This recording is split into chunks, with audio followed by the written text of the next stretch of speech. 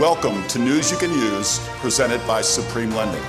News You Can Use offers timely information related to the housing and housing finance industry that we believe will benefit you and your customers.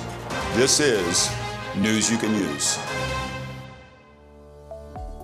Here's some news that you can use. We have plenty of room on the Supreme Lending bus, and we all want to go, everyone at Supreme, to that place where not only do the Supreme Associates want to go, you do too, and that is to Destination Best, to become our personal and professional best. Get on the bus with us, will you? The vision at Supreme, then, it's pretty obvious. Our vision is to become the best mortgage banking company in America. Why be less? How we're going to get there? That's where we're going. How we're going to get there. The directions, simple. Live selflessly every day. We communicate that in our mission, serving others before self. And finally, as we relate to you as our partners and to our customers, our joint customers that we want to build raving fans, our daily inspiration, the rudder that drives us, is to deliver the industry's best customer experience. Personal, professional best. Of course, we all want to be our personal and professional best. And guess what? Everyone in our lives wants us to become our personal, professional best because they benefit when we do. So it starts with us, but then every single person that we cross paths with, that we love, they all benefit as well. So join us. Get on our bus. And guess what? We got some cool people on our bus to help you get to your personal, professional best. Inspiration, education, service. That's what we promote because those are the underpinnings of becoming your best.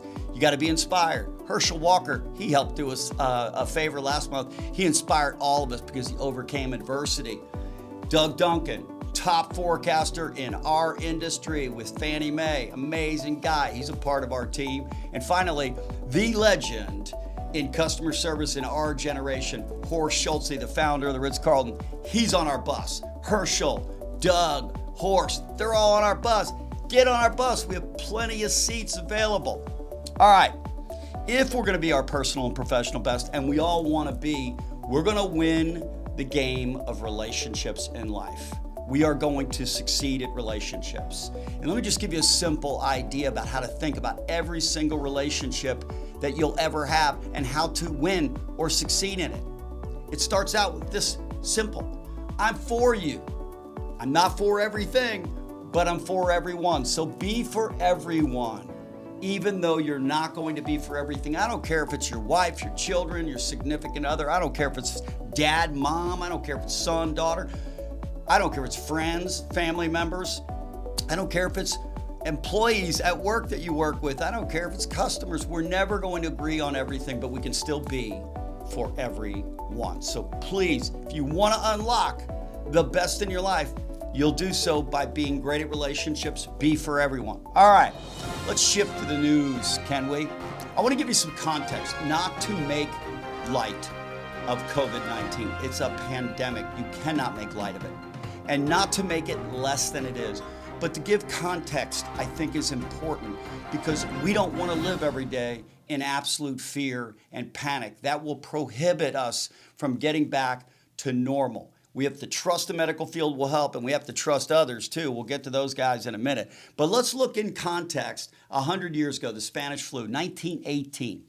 There were, or start with COVID-19. There are 175,000 folks that have passed. Any one of them had a family member. We all care about every single one of them. In context, in 1918, 675,000 Americans died of that flu. 833,000 so far in the world have died from COVID-19. 50 million in 1918 died of the Spanish flu. Today's population in America, just under 330 million. At the time, there was 103 million in the U.S., so we had 103 million, only 33% of the population in America that we have today, and yet there were almost 4 times as many deaths 100 years ago during that flu. And today's world population is 7.8 billion. At the time, there was only 1.8 billion. So 1.8 billion, we lost 50 million people. Today, we're just short of 1 million deaths. and we have 7.8. Again, not to make light of COVID-19. It is a serious, serious event. Wash your hands. Keep your distance. Wear a mask. Love your neighbor. Okay, as a result of this pandemic, our time, we induced the economy into a coma. That's right, for the first time ever. We did not do it, by the way, back in 1918. It would have been hard to tell everybody we were shutting the economy down because, well, we had horses and stagecoaches at that time. And we know stagecoaches, they go really slow. Today, we can communicate to everyone that we're going to close the economy. That's what we did. We put ourselves into a coma. And why did we do that? Because we wanted to flatten the curve.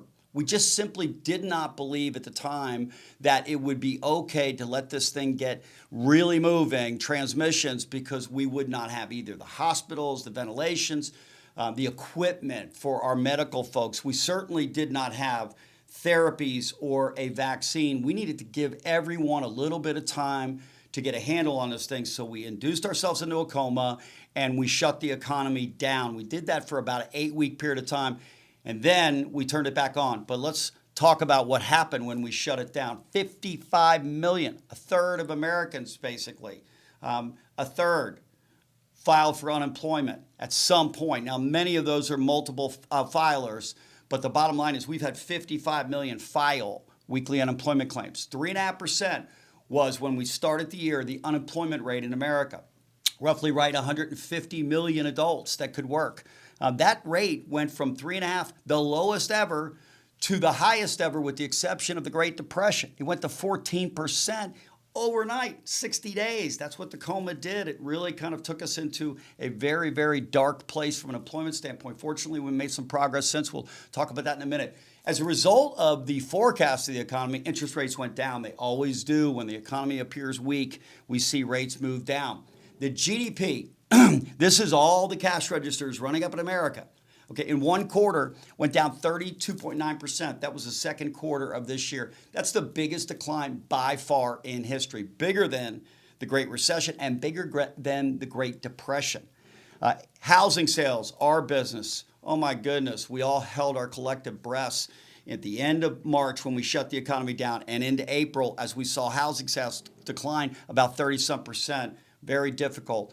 And then we took the steps to do what we needed to do in stimulus. And as a result, we've added about $3 trillion so far this year to our debt as the U.S. debt goes. We started the year about $23 trillion. Now we're up to 26. And by all accounts, we'll probably be at 27, 28, 29 here coming up in the next 60 days. We want to be, by the way. We need to be, by the way, because we need that next round of stimulus. Okay, so then we restarted. We shut it down, put it in a coma, and then we restarted the economy to try to get the patient out of effectively one of the darkest times in our nation's history from an economic standpoint. The economists all have a point of view about the rebound. V is the go down, bounce right back. That's what we want, victory, right? You stay at the bottom and then come back. That's okay, totally acceptable.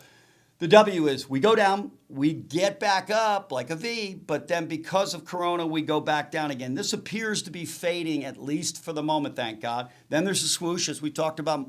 Nike knows how to, well, get everywhere. They're a great marketing organization. They got here as well. That's not a bad idea. Just get a recovery. It's just slower. And then L, we don't want that. That loses jobs. It loses economic growth, loses in housing. No, we don't want an L.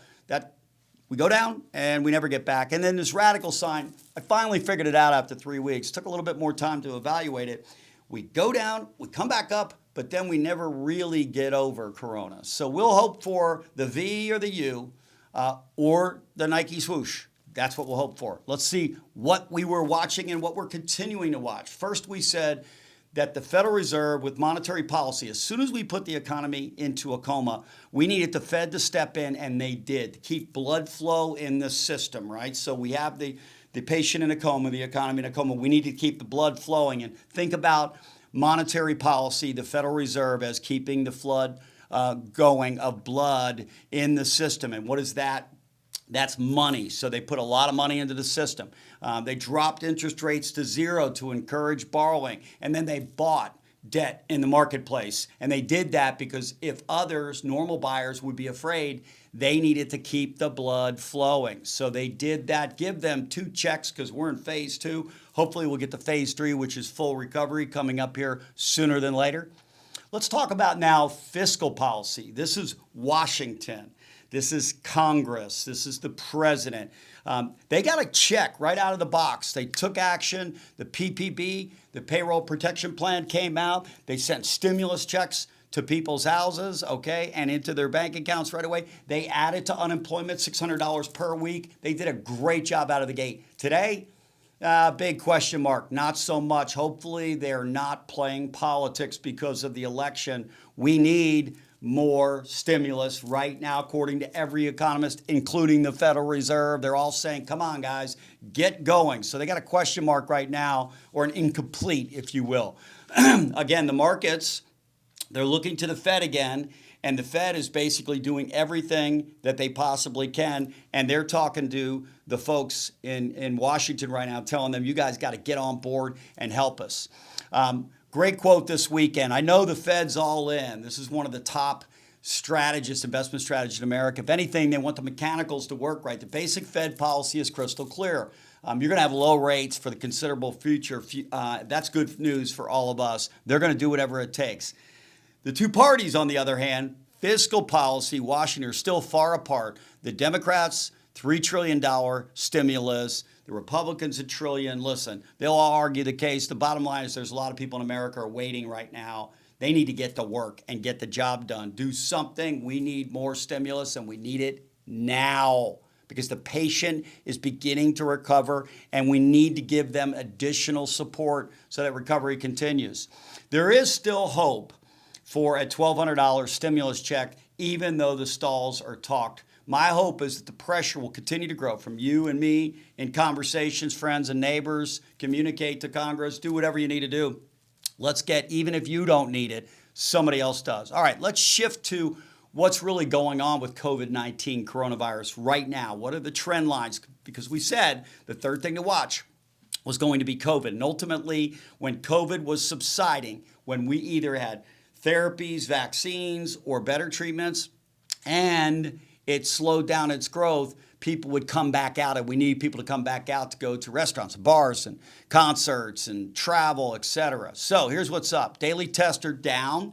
It's kind of a good indication because that means that fewer people now feel the need to be tested. Why? Because fewer people apparently are having symptoms. Daily cases, they peaked about 3 weeks ago at just under 70,000 a day, and now we're down to under 50,000, which doesn't seem like progress, but it's progress. It's moving in the right direction and pretty quickly.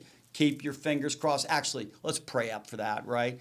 Hospitalizations, they are the lag to new cases, right? Because people get sick, maybe, or not. They get tested, confirmed, get sick, maybe, or not. And then some of them go to the hospital, which is not good, right? But those numbers are coming down as well. Very similar to the story with new cases. We're seeing substantial declines now in hospitalizations. Amen, right? The last lagging indicator is deaths. And we should see this coming down soon because if the data points, the treatments that we've improved along the way, if all of those things are in fact moving in the right direction, and they appear to be, we should see deaths coming down. And that's what even the CDC is saying at this point. We're moving down, but they all want us to stay on caution. Wash your hands, okay? Keep your distance. Wear your mask. Love your neighbor. Love your neighbor, okay?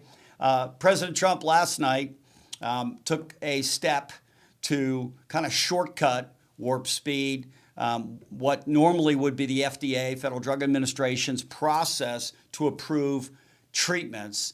There's a treatment that's out there, a plasma treatment.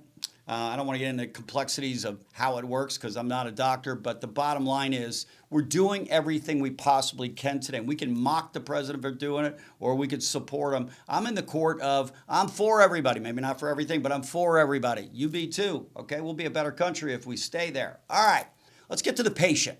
The economy. Let's look at the data. Let's see what it tells us, the vital signs, if you will, as we think about it. And these are really the most important things to look at when you're looking at the economy. Unemployment or employment.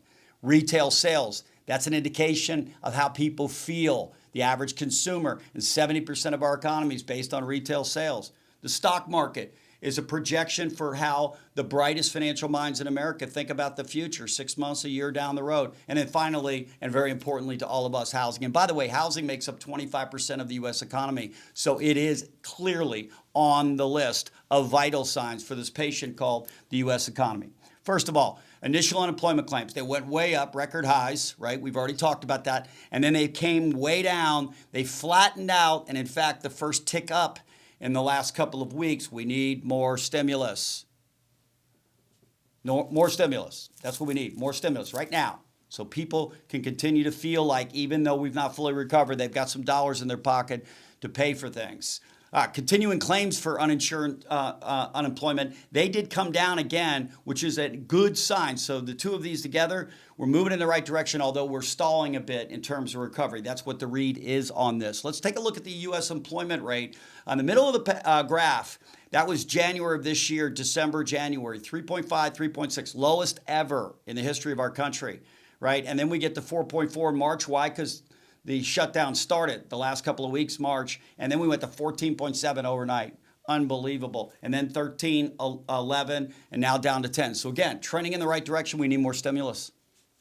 All right. The rise in jobless claims maybe last week's Thursday employment numbers, that the increased unemployment claims may be the catalyst that gets Washington off their tail and gets more stimulus into the pockets of Americans so they can continue to spend freely, which will facilitate recovery until COVID quiets further and we get the real recovery for the patient where they can actually, the U.S. economy, walk on its own. That's what we need to have happen. Retail spending, as I talked about, we had put money in people's pockets. Retail spending, it hit July. It was better than it had been prior to the pandemic. So people did feel some degree of confidence to go spend. We just need to make sure that we get more stimulus now so they continue to feel that way. So we continue to get this patient into a full recovery until which time it can actually execute on its own, take it off all life support and say we're back. Right? Hopefully that'll come up soon. Here's a retail sales number. You can see the red line. Wow, that's what happened when we shut the economy down, induced the COMA, and then we got it back right away. So on the margin, we had the worst numbers ever and then the best numbers ever right afterwards. And again, that was a self-induced COMA, and it was also then stimulus promoted in order to get it going again, which is fine. That's what we have to do with a patient, but then we got to get it on its own again, and COVID is the final chapter of that. All right, come back. Let's hit the stock market. We've actually passed now or gotten real close to records that we had pre-pandemic, which is the optimism about the future. And so we do see all of the indicators moving us to a place where most of the brighter minds in the financial markets are saying, I think we're going to be better another quarter, 2 quarters down the road. Again, these are just some indications. We got on the left, we got like a Nike swoosh V almost in the stock market. And on the right, a similar number, kind of an indication of how far we went down when we shut the market down and now how quickly we have recovered. And we're back now at all-time highs. So that's the expectation that the economy is coming back right now. Our business. Can we talk about that for a minute? Wow. Amazing. Home sales surge and realtors, the NRA, National Association of Realtors at NAR, has actually now upped their forecast for the year, right? They're one of the top forecasters in housing. And they're upping their forecast. Why? Because we're seeing sales climb. We had 16% climb in May alone. So we had a major decline in April, of course, and this will show you that. God knows I used to like roller coasters, but I don't when I'm as an adult, right? Not nearly as much. And this looks like a roller coaster. I'm happy that we got the other side of the roller coaster because going down was a little scary ride. You can see where we shut the economy down at the end of March. And then you can see what happened in April. And then you can see when we opened it back up in May, the climb out in housing and housing finance. So good news where we stand right now. We're making progress. And we just need to continue to hope that the stimulus follows now. That is that fiscal policy joins the Fed's monetary policy and continues to promote the health of our patient, the U.S. economy. Housing and housing finance. Yeah, we had a 24% increase in sales in the month of July. Crazy. That's like the biggest 1 month jump ever. Pretty darn good. And we also have this other thing going on in the housing and housing finance market, and that is that we have lowest interest rates we've ever had. So we had those to start the year, and we had the lowest unemployment rate. We lost the lowest unemployment rate. We're on our way back there. But in terms of what's actually happening in housing, we're getting better, and the housing finance market is as well. We've got a brand new forecast from my good friend on our bus, the Supreme Lending bus, Doug Duncan, the chief economist with Fannie Mae, who I would argue is the very best in America. Listen, he just upped his forecast last week, and this is what he's done.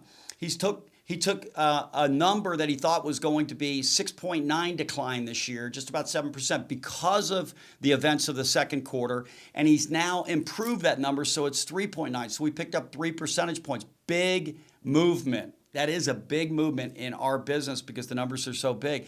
Next year, we're still at 1.9% increase. It was 3.4, so it did come in some. But on the margin, we picked up a total of better than 1.5 in aggregate over the next 18 months. That's a really good indication of what's going on right now in the business. And all of us feel it, and it's really a good feeling, right? Because that second quarter, as you look here, at less than 5 million annualized is a scary number. But then we're at 6.3 in the third quarter, 5.6 typical seasonal adjustment that he has planned for the fourth quarter. Look at the first quarter next year, 5.6, which is going to be better than the fourth quarter. Not typical, but an indication that things are going to be better going down the road. And then next year, as I said, 2021, we expect that the entire year gets better every quarter, and we finish the year on a high note with a 2% growth, which would be a really, really good 2021. A great close to 2020 and a really good 2021. So altogether, just an amazing comeback, if you will, for housing from the second quarter. Interest rates.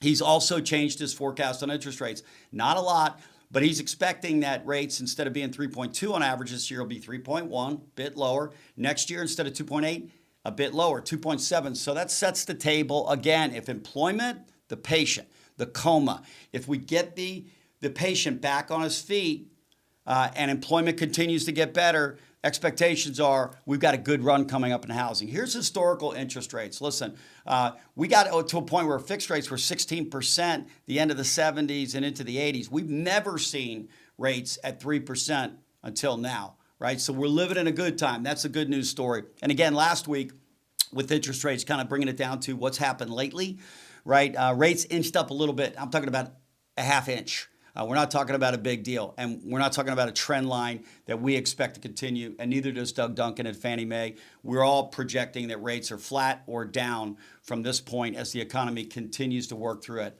One of the byproduct events of these low fixed rates, outside of helping housing recover and really show great signs right now, is that there is this amazing refinance market that's going on. So it's good because it's kind of like a stimulus, but it's not from Washington. Rates went down. Those that own homes find their way into from where they thought was the previous low and was of ever interest rates now to a new historical lows. So they're refinancing and they're doing it in droves. And that's good news because it puts money back in their pocket, both cash out refinancing or just rate and term and taking our payment down. But there's more money to go to work then in the economy, which is another propeller to get the patient to get better. We still need stimulus out of Washington. Let's not forget that. Refinances are, however, good, but they're causing a traffic jam in our business with lenders' pipelines and with appraisers and indeed with attorneys. So everyone that is a service provider in the business today, lending partners, yours, except us, and then there is the appraisers and the attorneys. So let's talk about this because the numbers are pretty substantial, and that is that 54% of all the home loans being done in America as of last week are refinances. That's right. A majority of the loans being done, 54%, are refinances versus purchases at 46%. Let's take a look at your partner, Start with Supreme.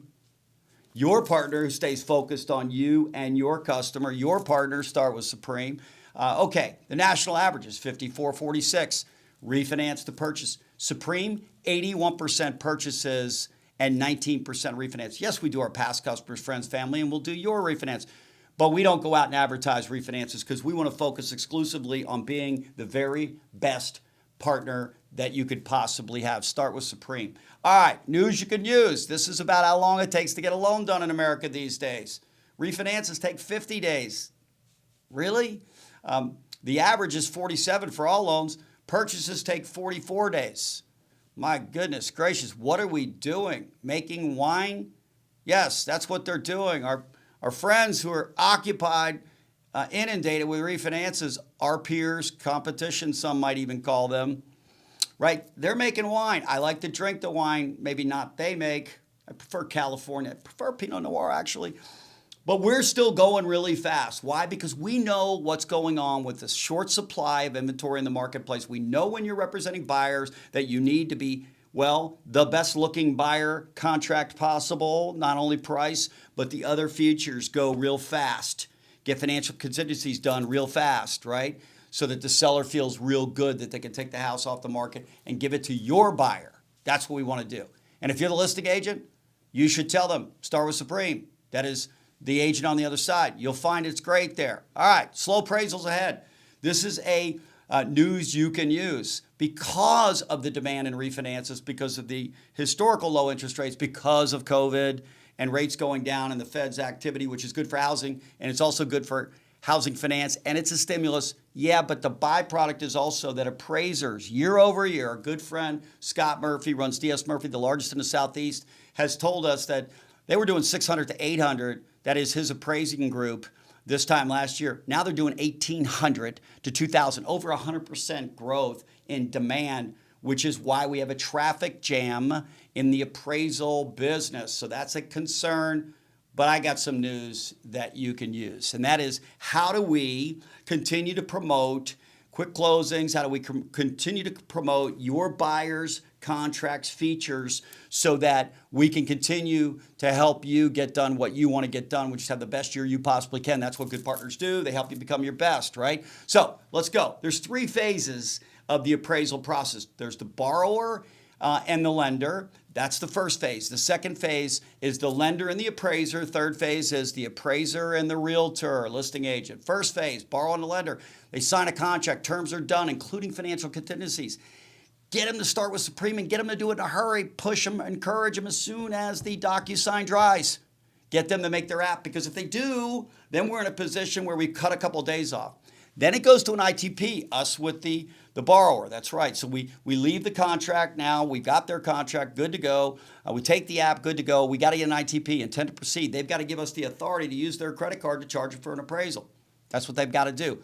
Then once that happens, we order the appraisal. That's the lender-appraiser relationship. And then they call, the appraiser does, the listing agent, and basically get access. So those are the 3 phases, right? And so here's what we're doing so that you don't have to slow down, so we don't have to slow down, so we can continue to facilitate as partners your business. Start with Supreme. What are we doing? We're educating you today. News you can use so that you understand the condition that exists in the traffic of refinancing and purchases. We're waiving the ITP. We're not waiting till we get the intent to proceed back from the customer. It could be 1 or 2 days till we get it. We're just ordering appraisals for the purchase business only. We're taking the risk that they may never pay us. And then finally, we're increasing fees for purchase money transactions. We don't want to offend neighbors that are refinancing, but they're already in the home. The buyers that are chasing a scarcity of inventory in the marketplace, we want to give them every advantage. So we're paying additional for those appraisals to the appraising community, and they're happy about that. Let me tell you. All right, what can you do now? So what can you do? First, write your financial contingencies into the contract. Make sure they don't expire on the weekend, because that really then moves back to Friday when the appraiser has to get the work into us. So don't do that. Write the financial contingency. If you want to do 14 days or 10 days, make it expire on a Monday. That gives the appraiser Friday and the weekend, gives us the Friday and the weekend, okay? So a little bit of news you can use so we don't have to go back to sellers and cause unnecessary stress about having to extend financial contingencies. Is there a problem? No. Yes, there's a traffic jam with appraisers. That's the problem. Encourage buyers to start with Supreme and make their application ASAP. Hurry, get to Supreme. And then respond when the appraiser calls, if you're the listing agent, ASAP. Make your schedule available and bring the best comps because we got to prove out value. We do.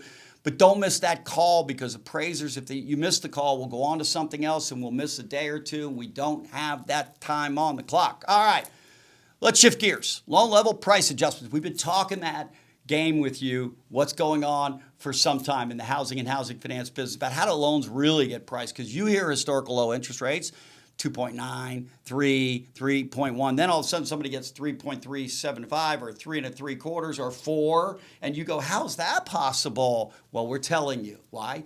News you can use makes you better as a professional. That's why. Let's take the time to look at a person who's got VA eligibility. Thank you for serving, by the way. What a beautiful family, right? So here's the deal. They get 100% loans, one of the benefits of serving our country. Perfect. With one discount point, single family residence, this particular veteran has a 620 credit score, and he gets a 4.25% interest rate.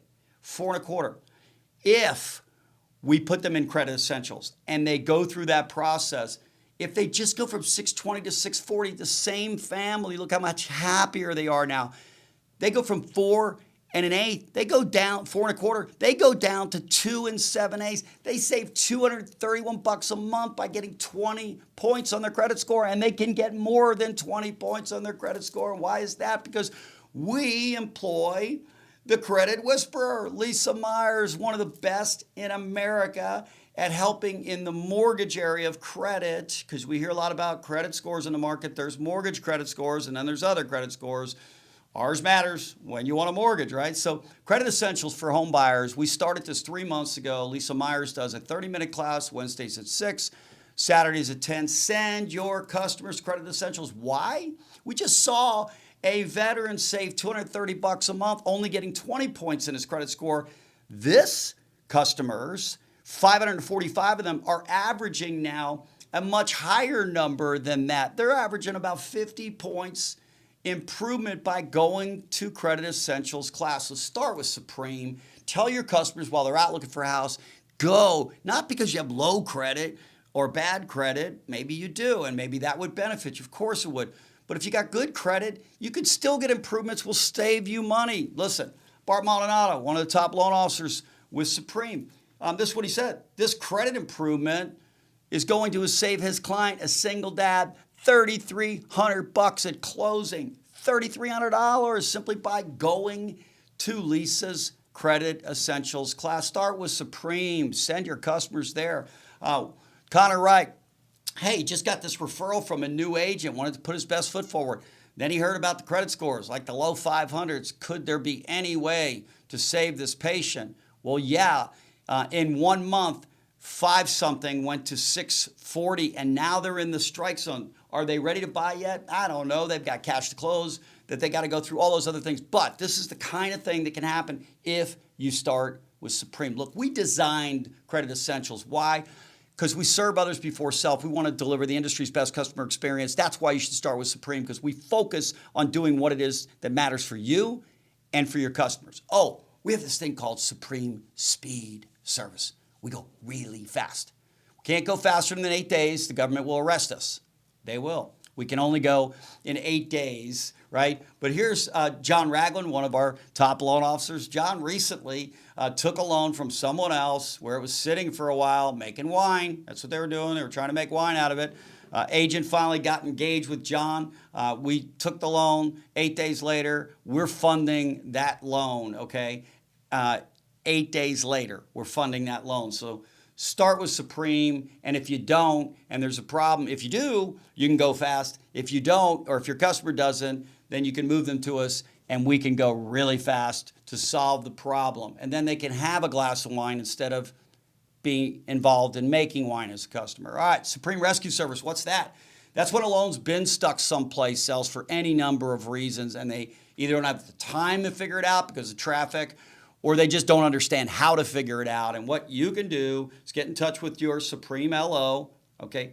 You should have started with Supreme, but if it didn't, then we can go ahead and evaluate the possibilities. And here's a great story, just happened recently right here in Atlanta in West Cobb County at our Keller Williams account in West Cobb County. A loan was in trouble. They thought it was a dead deal. We took the loan 13 days later. We solved the problems. And now we have these really, and you can see it on their face, happy customers whose hope was to get this home. And it looked like it may not actually happen. But then the Supreme Rescue Team Service stepped in. And boy, oh boy, it got done. Jennifer Weir, thank you so much for referring us this opportunity. Start with Supreme. But if it doesn't start with Supreme, then you can also go to the Supreme Rescue Service so it can finish with Supreme. And when you finish with Supreme, here's what you're going to have, you and your customers. Your customers are going to be satisfied almost 99%, 98.7% of the time. That's our future, our advocates for the future, our customers, mine and yours. Close on time, fund on time, so you can get paid on time. 99.5% of the time year to date, we actually get to the closing table on time and disperse within 1 hour, okay? That's how we rank our close on time, fund on time to get you paid on time. And you want to get paid on time? Give me an amen. One, amen. Thank you. Amen. And finally, Supreme Speed, we've talked about it. We can go really fast when we need to. Today's been another episode of News You Can Use. I hope that you got some information today that will encourage you, educate you, inspire you to be your personal and professional best at home with family and in the workplace working with all of us. And just remember, particularly now with COVID, with the unrest, and the unrest that will no doubt come up as a result of an election. It's going to be interesting. Just remind yourself, because relationships are the most important thing we do in life, and if we want to be successful at them, we'll be for everyone. We can still not be for everything, but we need to be for everyone. I am. Join me. We'll see you next week for News You Can Use.